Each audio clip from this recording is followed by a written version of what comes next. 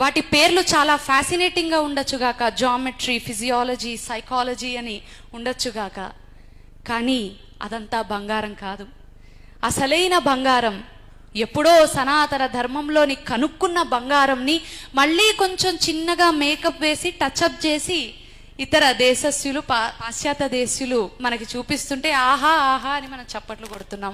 మనకున్నటువంటి తులసి పేటెంట్స్ వాళ్ళకి ఇస్తున్నాం, మనకున్నటువంటి నీమ్ ట్రీ యొక్క పేటెంట్స్ వాళ్ళకి ఇస్తున్నాం.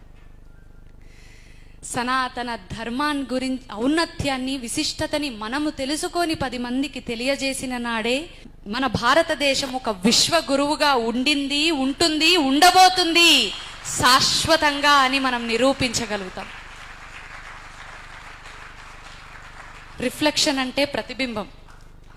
ఇటువంటి రిఫ్లెక్షన్స్, ప్రతిబింబాలు మరిన్ని తయారవ్వాలని ఇటువంటి అవకాశాన్ని ఇచ్చినటువంటి అమోఘ్ దేశ్పతి గారికి మరియు రిఫ్లెక్షన్ మాధ్యమానికి నా కృతజ్ఞతల్ని తెలియజేసుకుంటూ, సర్వే జనా సుఖినో భవంతు.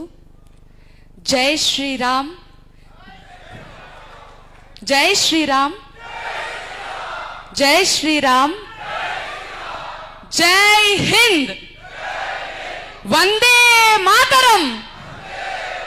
మనం ఇక్కడ చూస్తే రాగానే నేను ఇదే చూశానండి. ఫస్ట్ సరస్వతి, రుద్రమదేవి, ఝాన్సీ లక్ష్మీబాయి, అల్లూరి సీతారామరాజు, భగత్ సింగ్ మరియు మనకి చంద్రశేఖర, ఇటువంటి గొప్పవారి గురించి మనం తెలుసుకోవాలి.